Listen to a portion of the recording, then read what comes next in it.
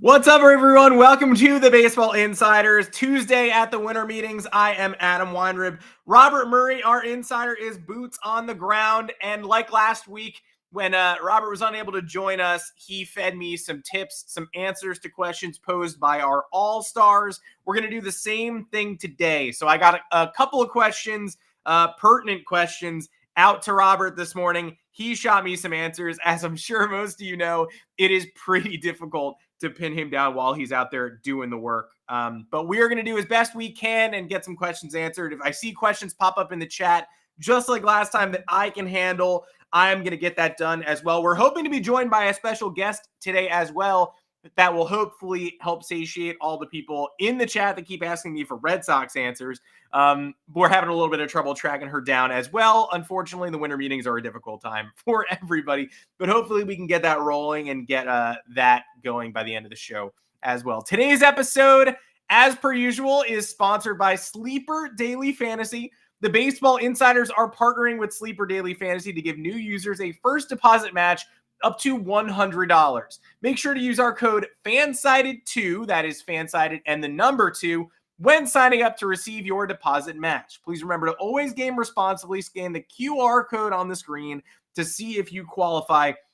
Thanks to our producer, Joanne. That QR code is on the screen right now. Although, goodness knows, I have not figured out how to point yet on a stream. I literally have not figured out how to point on a stream yet, but there it is. For the questions in the comments, where's Robert today? Winter meetings, you're not going to get Robert in every show, but again, he has given me answers to a couple of your very helpful questions from the All-Star chat. And if you want access to Robert and I, if you don't want to wait for the streams, if you want to talk to us in between shows, there's no better spot than the Discord channel. Again, become a member of the YouTube channel, join our Discord.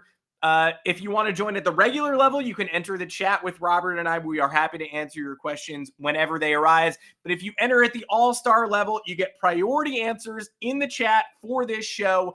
You also get a monthly private stream with Robert and I if you want some FaceTime, if you want to ask some questions that you feel more comfortable with going face-to-face. You want to try to ask the truly difficult ones. You want to pin Robert down and make sure he can't duck out of it. Then join us at the All-Star level. You get access to those monthly calls, and we will tape those calls as well. So if you're not able to make one, we'll make sure you get in. So without further ado, let's do it. I mean, we know that the market's not moving until the Shohei Ohtani chase has resolved itself. Everybody has kind of dedicated themselves to making sure that you know that Shohei Ohtani did meet with the Toronto Blue Jays yesterday.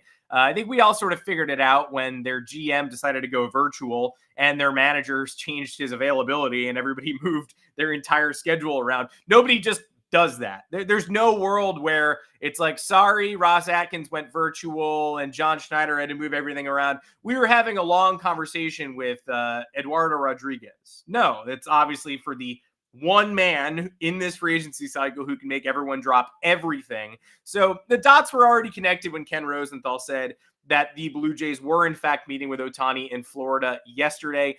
That means they're one of the finalists. That means, according to his rules, that if a meeting detail, gets leaked, he will dock the team that leaks it.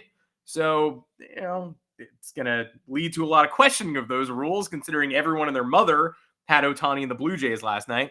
But for all intents and purposes, they seem to be a very serious suitor for the slugging DH and part-time pitcher, maybe full-time again in 2025's services.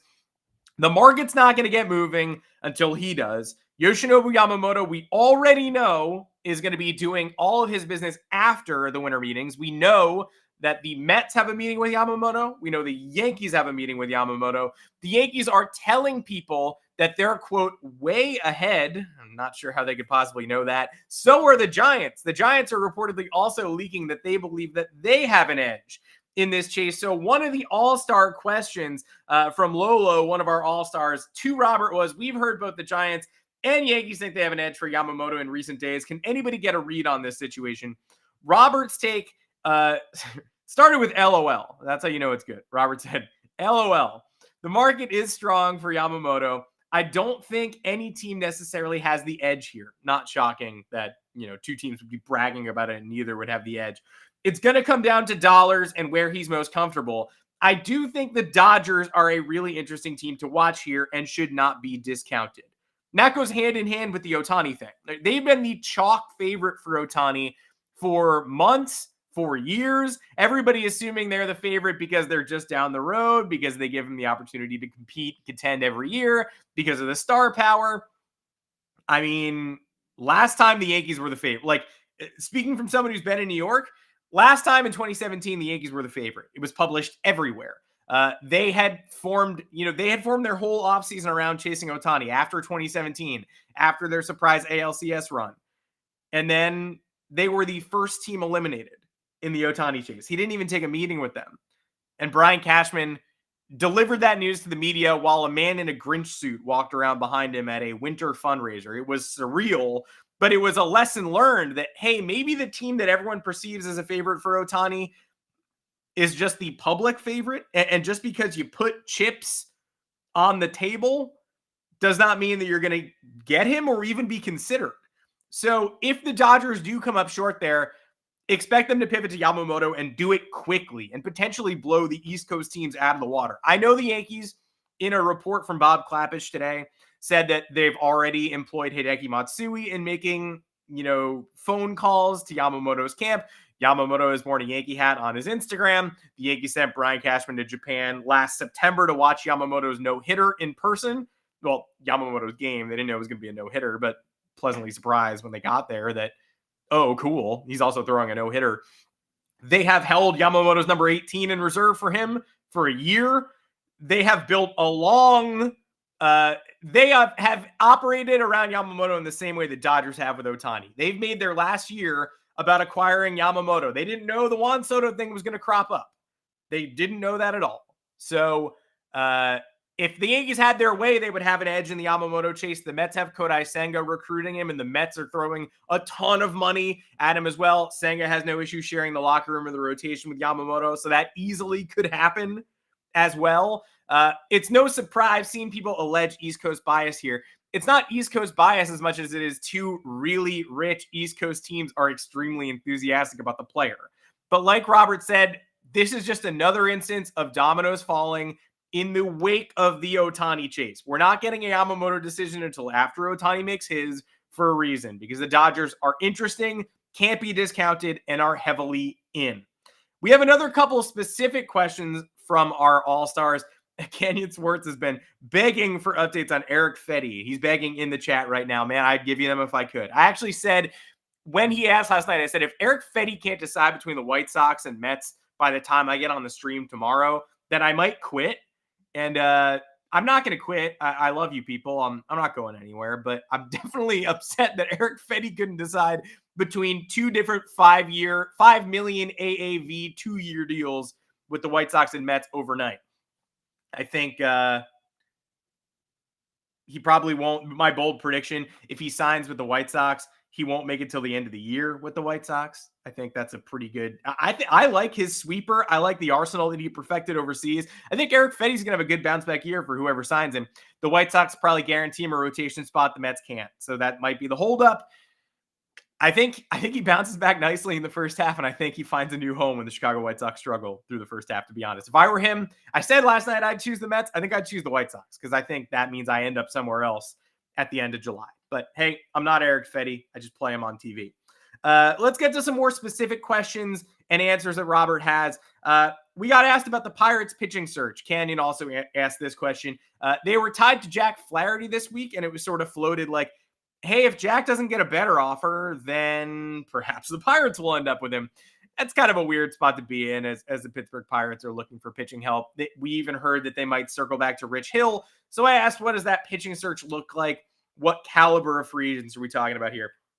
Robert said, quote, he's just one of many pitchers they're on, but I don't get the sense he's their top target, speaking about Flaherty. They're definitely all over the second tier market. I see them adding one from the second tier and then a number 5-ish starter. So that second tier, it still feels like names like Seth Lugo. Robert tied him to the Braves the other day. I know there was some Red Sox Seth Lugo buzz that leaked out earlier this week. As Robert said last week, like 2/3 of major league teams are on Seth Lugo. So you're not alone if you're seeking out Seth Lugo. But that's the second tier names, the Flaherty types, the Giolito types, I would say. The Pirates are looking at all of those players, hoping to settle on one of them. But if not, they're going to grab a 5-ish starter, a depth piece. I know that's not terribly exciting. Our Pirates fans are thirsty. We've been avowed fans of the Pirates on this podcast, starting with their hot start to the offseason and the regular season last year, their first place sprint going through the summer. Robert said all along that this year was going to be the year for the Pirates. It might be next year after the core materializes a little bit. Couple other questions. We had an all-star member ask about the market for Jorge Soler. Rich asked about Soler's market. So I expanded that question to what is the market like for Jorge Soler and other mid-tier bats? Because we're talking a lot about the relief market. I think a lot of us think Josh Hader is going to be a big domino that falls there. We're obviously talking about the starting pitching market. Eduardo Rodriguez is on the ground selling himself. I think the first trade domino that drops is probably going to be Glass now, but nothing is broken yet. We're talking about pitching more than we're talking about bats. So I asked Robert, Soler and the mid-tier market. He said right now the market is quiet, which is sort of exactly what we're feeling. That's how the vibes are going for us. The market is pitching focused right now, which has led the hitter market to stall. But Soler is a player who is generating interest, in a team like the Diamondbacks, who are seeking an outfielder and a right-handed bat, make a lot of sense. That's a fit I haven't heard yet anywhere else, and that's coming from Robert. It's just speculation. It's a team that would make sense for Soler, but I would agree they would. And doesn't that kind of feel like a thing that always happens? A team that was just deeper in the playoffs than you probably expected somehow manages to add Soler, and he makes a playoff run all the sweeter. It's hard to call him the unsung hero of the Braves 2021 World Series, given the fact that he won World Series MVP, but he was in that midseason acquisition pool of players who a lot of people thought, I don't know if this is going to make a huge difference. The Braves are a middling team and they're putting a lot of patchwork, second tier names onto the roster midseason. Adam Duvall, another one who's coincidentally in free agency right now. But then all of a sudden you look up and they're impacting a playoff run. I think Soler could be that guy again, and the Diamondbacks do feel like a good fit. It's no coincidence the Diamondbacks were also reportedly in on Justin Turner, who's another one of those players who's not going to sign until January or February. I think wherever he lands, you're going to look at that team and go, oh, he's got Justin Turner. It's a good pickup. He's going to help them when the bright lights get turned on in October. The final question Robert was asked was, how real are the Randy Arozarena trade rumors, which I know everyone is looking at Paredes and Randy Arozarena in Seattle potentially, simply because the Mariners cleared all that salary, and it's like, is that for Juan Soto? Who's that for? This is a question from Damien, who wanted to ask about the Randy trade rumors. Typically, the Rays will obviously trade someone who's approaching heavy arbitration years.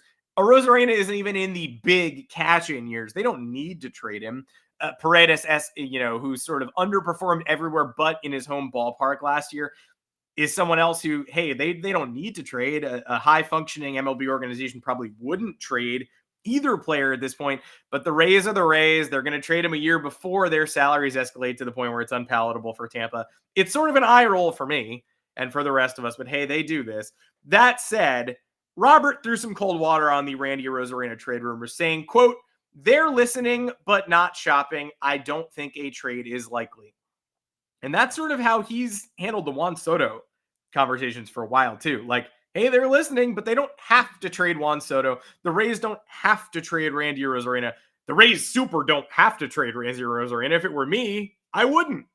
But they're listening. It could materialize. I think reading the informed speculation that somebody like Max Kepler is probably more realistic for the Seattle Mariners with all this room to work with. It's such a weird team, though. We talked about this on yesterday's show. They went all in with Luis Castillo, and then they went even further all in by extending Luis Castillo. And now all of a sudden it's like, hey, Eugenio Suarez too rich for our blood. Jared Kelnick will attach to get Marco Gonzalez and Evan White's money off the books. But yeah, we're all in. We're still in. We're still looking for these high dollar pieces to fill out our lineup. But folks, Gleyber Torres, as your resident New Yorker, I just have to be like, Gleyber Torres, $15 million? $15 million for his final year of arbitration. Better second baseman starter than Josh Rojas. Just saying. Well, that's it from Robert Boots on the ground. He is doing the work today. Of course, I'm on the home front holding it down. We hope to have more shows throughout the week. We were hoping to bring on a guest host today. It doesn't look like that's going to happen. There might be some breaking Red Sox news in the air. Never tell me that I don't try to get you Red Sox fans in the chat some Red Sox info when I have it, or some Red Sox people who can help hold it down and talk about things I'm not quite informed to talk about. I'm trying. I'm trying. I think Red Sox fans deserve love too. They're not going to get that much love from me, but hopefully we do manage to get a couple of Red Sox questions answered here in the near future. There was another question in the All-Star chat from Chi Sox fan 23 that I, about Dylan Cease. Will Dylan Cease be traded back to the Cubs? I think Robert's made it pretty clear to me in recent days that the Cease market maybe is not moving as quickly as, some have led us to believe.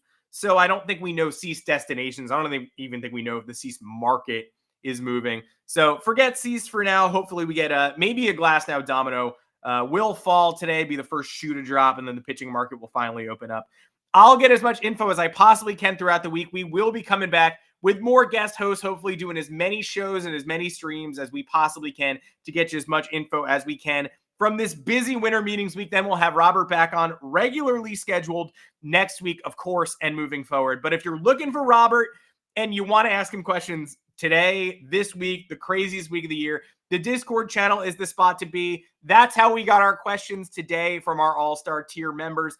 I think you see people in the chat chiming in real time. I'm seeing a lot of our Discord members here today. Rosu, the Alchemic. I've seen a lot of you folks in the Discord chat as well, very active in there. And hopefully you guys can attest to the fact that it's a very fun space to be in right now as the winter meetings get more and more hectic. Although that's not really happening, right? I think we all thought they'd get more hectic, but yeah, we're on day 2 and I don't have an Eric Fedde destination yet. So I'm not going to pretend that we're like all dealing with the insanity that we were hoping for. Maybe Ohtani talking to Toronto kickstarts the market. Maybe the Red Sox get things in motion, although even Craig Breslow yesterday and Alex Cora yesterday seemed pretty excited about building up the internal pitchers they had as they continue to chase names like Jordan Montgomery. I was, hoping to get updates on that for sure. And hopefully we will still have those for you moving forward. But not a lot of action yet, hoping the dam breaks today. We appreciate everyone who joined us. Sleeper Daily Fantasy. Again, the promo code is FANSIDED2. Scan that code and see if you qualify. Join us in the Discord. Become a member on the YouTube channel if you haven't. Hopefully, I'll see you throughout the week. And then back next week, Monday, 3:30 Eastern time with Robert as a full wrap-up of the winter meetings commences. We'll get you as much info as we possibly can in the meantime. For Robert Murray, I am Adam Weiner. We will see you later this week. Turn your notifications on to this channel. We will hit you up in the Discord as well when we plan to go live. We'll make sure to be as clear as possible. I'll get you all the info I possibly can. So thanks for joining us. We'll see you later in the week.